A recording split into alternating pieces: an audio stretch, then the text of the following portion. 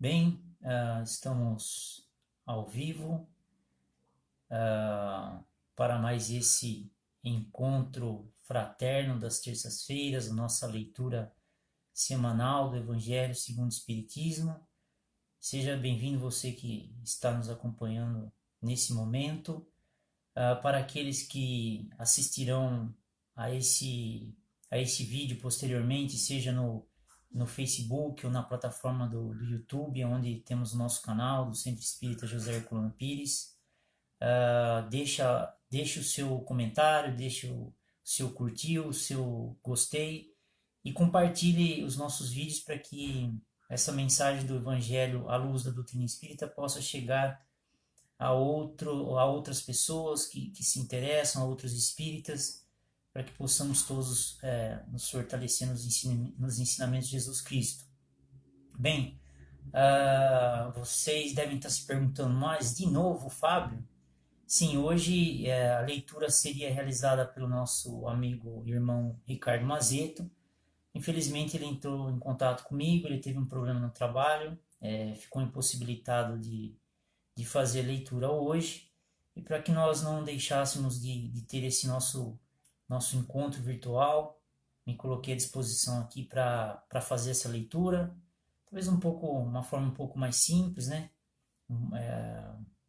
Vamos tentar fazer uma coisa um pouco mais, deixar rolar, mas tenho certeza que ao final dos minutos que aqui estivermos juntos, sairemos todos satisfeitos.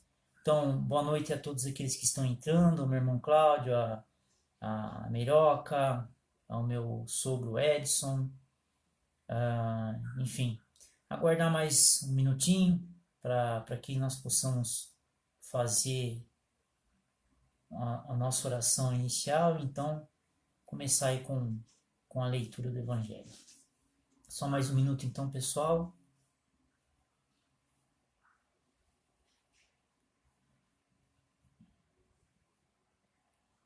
Boa noite, Elcio.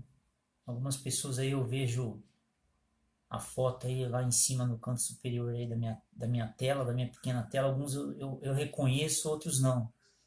Então me perdoem aqueles que eventualmente eu não esteja chamando o nome aí. Boa noite, Vec.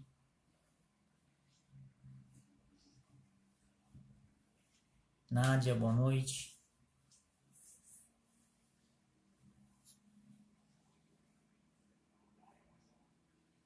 Boa noite, Dalva e família. Bem, são 8 horas. Vou convidá-los então para que possamos fazer a nossa oração inicial. Convido aqueles que se sentirem à vontade, fechar os olhos, elevar o pensamento a Deus, ao Mestre Jesus, e agradecer por mais essa grande oportunidade que Deus nos deu de estarmos mais um dia encarnados aqui no planeta Terra, para mais um dia de aprendizados, mais um dia de lutas, mais um dia de oportunidades, assim digamos. Que o Mestre possa abençoar-nos para que possamos todos juntos enriquecer os nossos conhecimentos perante a doutrina espírita, perante os ensinamentos de Jesus, e possamos sair satisfeitos, então, ao final aqui desse nosso encontro. Obrigado, Senhor, obrigado, Jesus, a espiritualidade que nos acompanha, e que assim seja. Bem, para aqueles que entraram depois que eu iniciei, só lembrando, hoje quem faria a leitura do Evangelho seria o Ricardo Mazeto. Ele teve um problema no trabalho, não pôde estar conosco, e eu me coloquei à disposição para fazer a leitura hoje. Então eu vou fazer a leitura do item que ele havia escolhido, né? Então falaremos então do capítulo 21, Falsos Cristos e Falsos Profetas. Na verdade, falaremos então sobre o item 8, que é intitulado Falsos Profetas. Bem, antes de ler essa passagem que é deixada na instrução dos Espíritos, eu gostaria de ler o item 3, que é uma das passagens de Jesus, um dos versículos de Jesus, que serve sempre de introdução para o nosso assunto. Então vamos lá. E respondendo Jesus, lhes disse, né, aos apóstolos: Vede, não vos engane alguém, porque virão muitos em meu nome, dizendo: Eu sou o Cristo. Enganarão a muitos. E levantar-se-ão muitos falsos profetas, e enganarão a muitos. E porquanto multiplicar-se-á a iniquidade, se resfriará a caridade de muitos, mas o que perseverar até o fim, esse será salvo. Então, se alguém vos disser: Olhai, aqui está o Cristo, ou ei-lo acolá, não lhe deis crédito, porque se levantarão falsos cristos e falsos profetas, que farão grandes prodígios e maravilhas, tais que, se fora possível, até os escolhidos se enganariam. Mateus, capítulo 24, versículos 4 e 5, 11 a 13, 23 a 24. Bem, esse versículo, registrado por Mateus, ele foi registrado num dos sermões que Jesus fez, né, em sua época para os apóstolos, para os seus seguidores, que é conhecido comumente como o Sermão das Oliveiras. Porém, na teologia, existe um outro nome para esse sermão, que é sermão profético. Por que Sermão das Oliveiras? Porque esse sermão ele foi dado certa vez quando Jesus e os apóstolos saíam, então, de um templo de Jerusalém e foram, então, fora da cidade, e Jesus se assentou abaixo de uma oliveira para, então, fazer a pregação ou profetizar esse sermão. E antes da saída de Jesus da cidade, quando eles saíam do templo, os apóstolos chamaram a atenção para Jesus em referência às arquiteturas do templo. Aí falaram: olha, veja Jesus, a perfeição a magnitude dessa arquitetura, dessa construção. E Jesus responde: em verdade vos digo, não será deixado aqui pedra sobre pedra, que não seja derrubada. E quando então saíram e chegaram lá no Monte das Oliveiras, o apóstolo Simão pergunta a Jesus: mas quando ocorreria esse evento? E Jesus falou então no sinal dos tempos, né? Ou como alguns traduziram, no final dos tempos. Do que Jesus fala aqui então? Quando que isso ocorreria? Para a doutrina espírita e para o simbolismo dentro desse contexto, o sinal dos tempos, o final dos tempos, não é o final do mundo, mas sim a transição planetária, que a doutrina espírita tanto tem abordado nos últimos tempos. Por quê? Porque o nosso planeta ele entra em fase de transição, né? E em algum momento ele passará de um planeta de provas e expiações a um planeta de regeneração. Então, quando Jesus vem e fala essa introdução que eu acabei de ler aqui, no item 3, vede, não vos engane, dentro de um sermão profético, ou seja, Jesus estava profetizando que isso ocorreria nos nossos tempos. E quando Jesus fala vede, ele está nos dando um conselho, ele está afirmando: olha, surgirão falsos profetas dizendo que em meu nome, não é? E esses enganarão a muitos. Ele não falou talvez esses enganem a muitos. Não, eles enganarão a muitos. Na verdade, isso vem ocorrendo há milênios. A partir do momento em que os ensinamentos de Jesus passaram a ser deturpados para que uma classe, para que os homens, o poder estava em mãos de determinada religião. A partir do momento que o ensinamento passa a ser deturpado em favorecimento de alguns, ele já automaticamente essas pessoas passam a ser então os falsos profetas. E Emmanuel fala para nós então lá no livro Caminho, Verdade e Vida, psicografado pelo Chico Xavier, ele revela que uma forma, uma simbologia, que essa simbologia dizendo que o final dos tempos é a transição planetária, está registrada lá nesse livro de Emmanuel. Então, a origem da fonte espírita para isso é esse livro de Emmanuel. Bem, continuando então, Emmanuel também afirma em sua obra intitulada Emmanuel, que é o primeiro livro que Emmanuel transmite ao Chico Xavier, ele diz que todos os problemas, os graves problemas da humanidade, porque veja, Jesus não falou, vede, toma cuidado com as guerras, vede, toma cuidado com a fome, vede, toma cuidado com as doenças. Por quê? E Emmanuel vem então nos trazer que todos os grandes problemas da humanidade são causados pela deturpação que a religião ao longo dos tempos trouxe para a humanidade, aonde se imperou então, através dessas falsas profecias, dos falsos profetas, ensinamentos aonde se exacerba o egoísmo e o orgulho em detrimento à caridade, à fraternidade e à igualdade entre todos.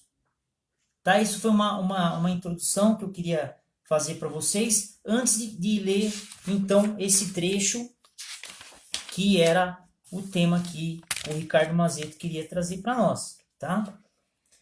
Então, como eu falei, eu vou ler aqui 4 parágrafos, vou fazer um comentário sobre esses 4 parágrafos, porque os últimos parágrafos é mais um motivacional do Espírito Luiz, que nos passa essa instrução, né, em Bordeaux, 1861, que passou a Kardec, na verdade, nos passa agora, né, quando nós fazemos a leitura. Se houver tempo, nós podemos até ler esses últimos parágrafos, tá ok? Então, o item 8 começa da seguinte forma: se alguém vos disser, o Cristo está ali, não o procureis, mas ao contrário, ponde-vos em guarda, porque são numerosos os falsos profetas. Então, não vedes quando começam, não vedes os numerosos rebentos ansiando pela época da floração? E o Cristo não vos disse, conhece-se a árvore pelos frutos? Se, pois, os frutos são amargos, considerais a árvore má, mas se são doces e saudáveis, dizei, nada tão puro poderia sair de um mau tronco. É assim, meus irmãos, que deveis julgar. São as obras que devem ser examinadas. Se os que dizem revestidos do poder divino revelam todos os sinais de semelhante missão, ou seja, eles possuem no mais alto grau as virtudes cristãs e eternas, a caridade, o amor, a paciência, a bondade que concilia todos os corações e se, confirmando as palavras, lhes juntam os atos, então podereis dizer realmente os enviados de Deus. Mas desconfiai das palavras melífluas, desconfiai dos escribas e dos fariseus que pregavam nas praças públicas, vestidos de longas vestes. Desconfiai dos que pretendem estar à posse da exclusiva e única verdade. Não, o Cristo não está lá, porque aqueles que ele envia para propagar a sua santa doutrina e regenerar o povo são sempre o seu próprio exemplo, mansos e humildes de coração. Acima de tudo, ou mais, os que devem, por seus exemplos e seus conselhos, salvar a humanidade, que corre para a perdição e se desvia por caminhos tortuosos, serão antes de mais nada inteiramente modestos e humildes.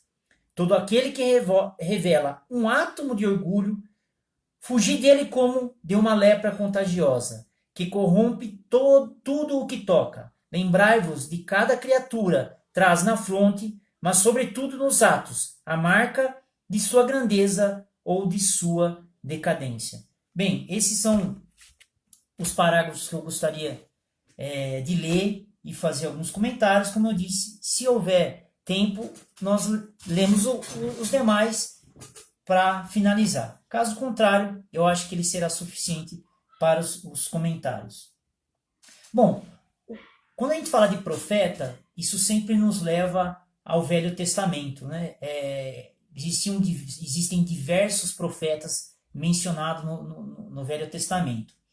O que eram esses profetas? Alguns deles, existe uma discussão entre o termo profeta, profecia. Então, alguns alegavam que profetas eram aqueles que faziam profecias sobre o futuro, que ocorreram ou ocorriam, sim, mas não talvez na quantidade como se imaginava. Algumas profecias, sim, foram realizadas, né? Essa passagem de introdução do Evangelho é uma profecia de Jesus, né? Afinal de contas, se nós formos fazer uma análise bem superficial, nós vamos olhar para todas as religiões, e aqui eu vou focar no Espiritismo, que é a nossa religião, a nossa discussão, mas se nós formos olhar todas as religiões hoje, em todas elas nós vamos encontrar falsos profetas. Mas os profetas, na verdade, eram médiuns. Eram médiuns, não eram espíritos encarnados perfeitos, eram espíritos em evolução, mas que vieram com uma missão. Qual era a sua missão? A sua missão era, através dessa mediunidade, eles entravam em comunicação com o plano espiritual, lhes eram mostradas coisas que muitos dos profetas, eles mesmos, cometeram de errado. Então eles voltavam, né, quando deixavam desse processo mediúnico, voltavam e transmitiam esses ensinamentos para a população. Então, o que são esses? O que eles eram, então? Eram médiuns seguros e equilibrados. Eram isso que os profetas eram. Então, nós podemos tomar isso como base ainda hoje? Claro que sim. Por que não? Nós podemos dizer, por exemplo, que nesse mesmo grau de profetas, nós temos profetas na doutrina espírita, né? Se pensarmos rapidamente aí, pelo menos 2 nomes nós vamos encontrar. Chico Xavier não foi um profeta? Não era um espírito perfeito, sabemos disso, mas elevada moral, pelo menos na encarnação em que ele trabalhou em prol da doutrina espírita, ele demonstrou que já, apesar de ainda ser um espírito em processo de evolução, tinha uma moral elevada. Tanto é que, se não tivesse, talvez ele tivesse desistido da sua missão, mas ele nunca fez nenhuma profecia, mas era um médium seguro. Ou seja, se nós analisarmos toda a sua obra, falando em psicografia, todos os espíritos que nos transmitem até hoje, ou transmitiram mensagens através de Chico Xavier, através dos seus livros, são mensagens que estão de acordo com os preceitos da doutrina espírita. Você não vê incoerências, você não vê coisas maravilhosas. Emmanuel, por exemplo, existem esse livro que eu citei, Caminho, Verdade e Vida. Emmanuel decorre, eu não li, tá? Eu estou aqui coletando informações que eu peguei de outras obras, mas pretendo ler. Mas é um livro que Emmanuel discorre dentro dos versículos registrados pelos apóstolos, que são as passagens de Jesus. Divaldo também não é um médium seguro. É só ver Joana de Ângeles, que é a sua mentora, na qual transmitiu muitos ensinamentos através dos seus livros. Então, são médiums seguros. Aí eu venho com aquela pergunta que não se quer calar. Aqueles mais experientes da doutrina espírita titubear na hora de responder para si mesmos. É uma pena que nós não possamos fazer aqui essa interação, mas vem aquela pergunta para refletirmos. Na doutrina espírita, existem falsos profetas? Sim ou não? E por quê? Sim, na doutrina espírita existem falsos profetas. Por que não? Veja, nós não somos superiores a ninguém e nem temos a intenção de sermos donos da verdade. Nós somos espíritos, eu estou falando nós porque eu me considero espírita e considero, pelo menos, aqueles que eu conheço diretamente, que participam das terças-feiras, e eu creio que a maioria que estão nos acompanhando também são. Então, somos espíritos imperfeitos. Somos espíritos que temos nossas ações, nossas vicissitudes, que muitas vezes interpretamos os ensinamentos da doutrina, e aí existe um grau maior ou menor de acordo com a vigilância que nós fazemos conosco mesmo, mas nós usamos nossos preconceitos, muitas vezes, para fazer a interpretação do ensinamento da doutrina espírita. E aí existe um processo de que será que as nossas últimas encarnações, qual era a nossa religião? Será que nós também não fomos falsos profetas em outras religiões? Ou será que a cristalização que foi feita dentro do nosso subconsciente, mediante essas paixões, essas interpretações erradas, ainda não nos influenciam? Claro que sim. Claro que sim. Tanto é que eu falo que isso melhorou muito de tempos para cá, mas era comum você ir num centro espírita e você assistir uma exposição do Evangelho e parecia muito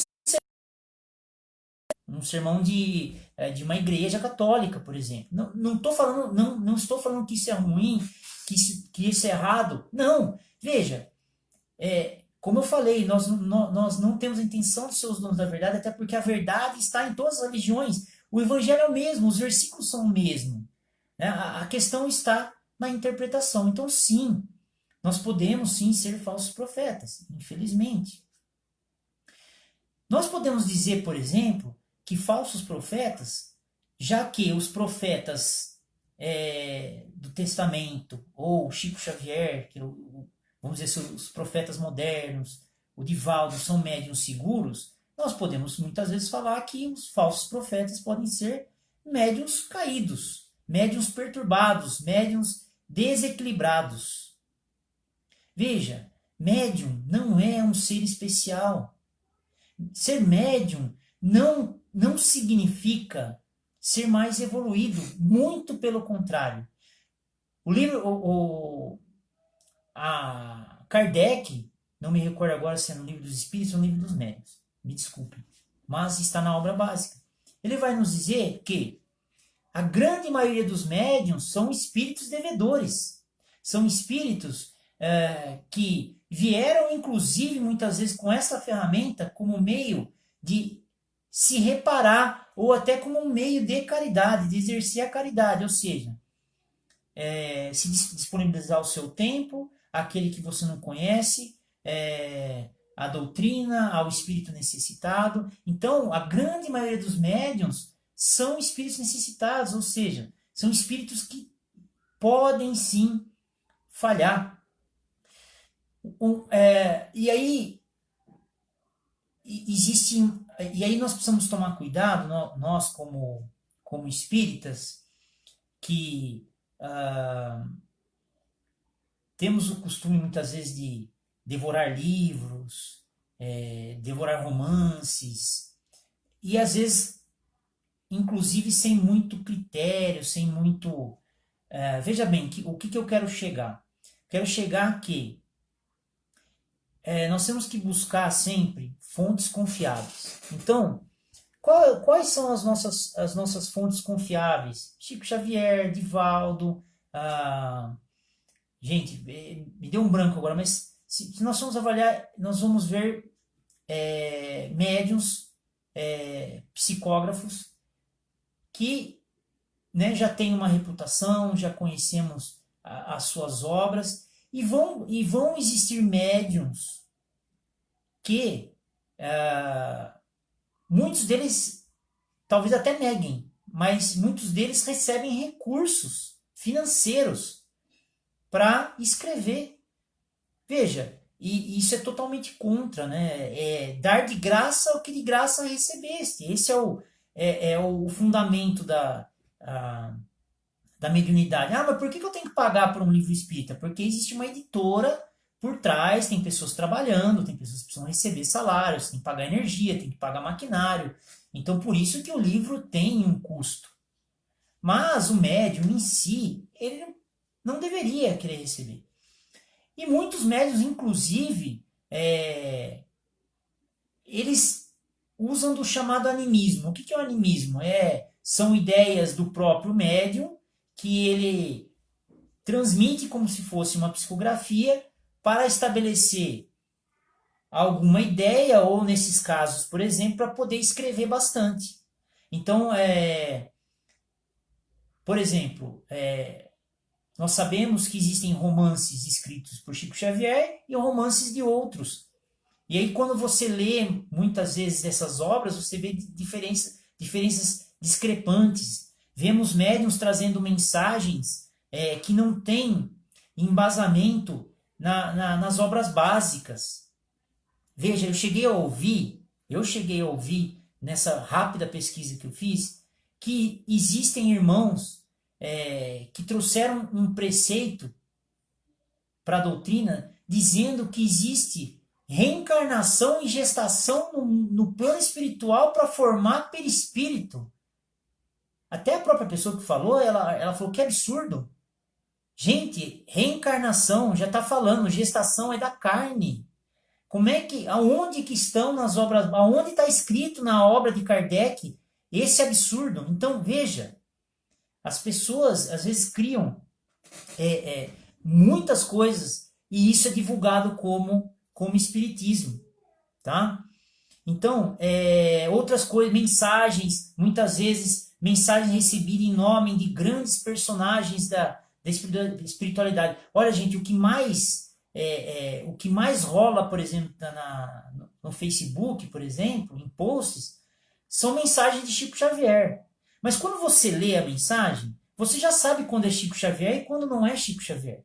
Para um espírita que minimamente estuda a doutrina, seja a obra básica ou mesmo leu algumas obras de Chico Xavier, você vai ver que não é. Então, gente, não é porque é bonito e porque tem o nome dele que a gente vai sair distribuindo. Porque senão nós estamos contribuindo para o falso profeta. Outros médiuns, né? Você, antes de divulgar qualquer mensagem, nós precisamos entender se é realmente daquilo. Porque nós que frequentamos a casa espírita, hoje frequentando virtualmente, mas que já trabalhamos há alguns anos na casa espírita, nós temos responsabilidade, todos nós temos responsabilidade. E precisamos tomar cuidado com isso, então.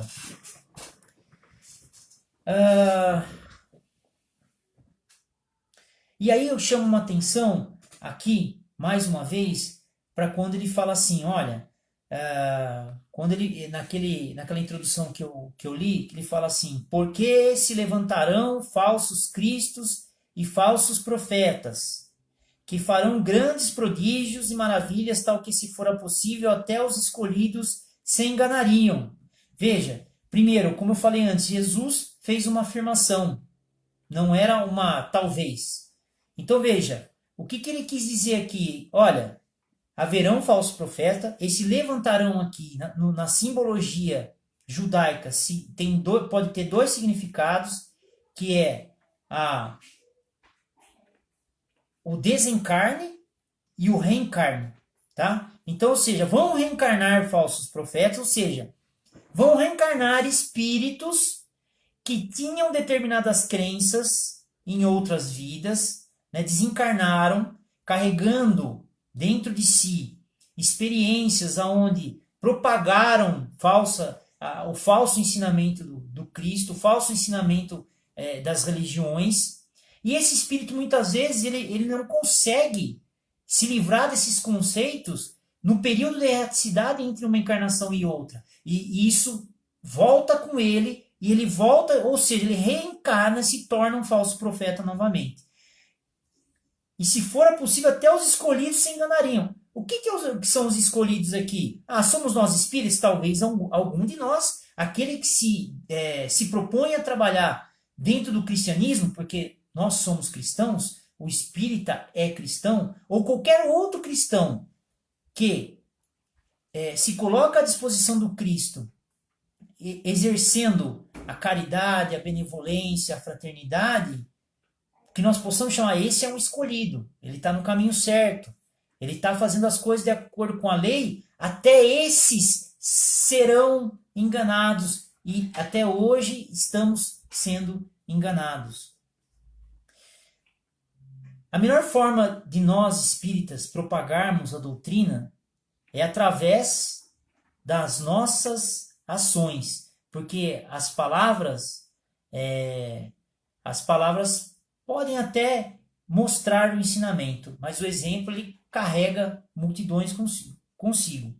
Por isso, nós espíritas, em geral, e serve para mim também, que estou aqui tentando de alguma forma passar o ensinamento da doutrina, precisamos nos atentar para as nossas condutas. Porque quando você se intitula e fala, eu sou espírita, eu frequento a doutrina espírita, eu leio as obras, eu estudo o evangelho de Jesus, e alguém vê que você não se esforça pelo menos para fazer como,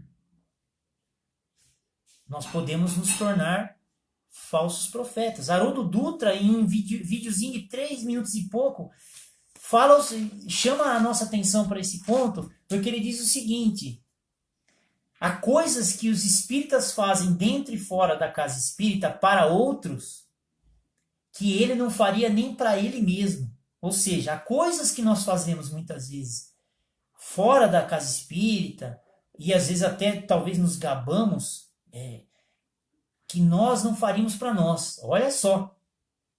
Ou seja, isso é um processo de observação que ele está fazendo dentro do movimento espírita.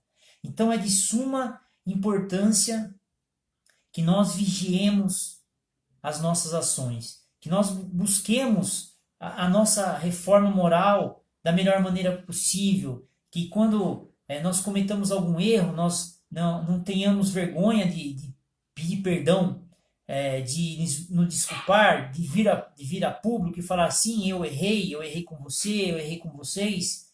Isso não é descrédito. Não fazer isso só vai alimentar o nosso orgulho, que é uma das chagas junto ao egoísmo da humanidade. Então, precisamos buscarmos, erramos uma vez, erramos duas, vamos buscar não errar mais. Vamos buscar dar esse exemplo, ser o exemplo de Jesus na prática do amor, na prática da caridade, dentro e fora da casa espírita. Porque imagine vocês se alguém chegar dentro da casa espírita e de repente ele se depara com uma situação, ou ele é abordado por alguém, e essa pessoa não o trata com dignidade, não o trata com humanidade, com fraternidade. O que é que ele vai pensar da doutrina espírita? A doutrina espírita, para ele, a chegar na casa espírita, é a pessoa que vai estar recebendo. Enfim, para fecharmos, se nós, então, fizermos a nossa parte e estivermos preocupados com os falsos profetas que podem eventualmente nos afetar de alguma forma, conheceis a árvore pelos seus frutos. Então, se nós queremos conhecer quem é a pessoa de verdade, quem é o médium, quem é a determinada pessoa que se coloca na sociedade como um apóstolo, como um cristão, nos atentemos às suas obras, aquilo que ele pratica no seu dia a dia. É lá que nós e eles vão mostrar o que nós realmente ainda somos. Bem, era isso que eu gostaria de dividir com vocês hoje aqui, nessa leitura, né, um pouco mais rápida do que eu costumo fazer, mas dentro do horário, tá? Espero que tenham aproveitado. Vamos então finalizar com uma prece. Aproveito para vocês nesse momento elevar o pensamento a todos aqueles que vocês sabem que precisam de boas vibrações, que precisam de fortalecimento, que estão passando por alguma dificuldade. Levem um pensamento a essas pessoas durante a oração. Vamos aproveitar como um momento de vibração para que todos eles sejam fortalecidos.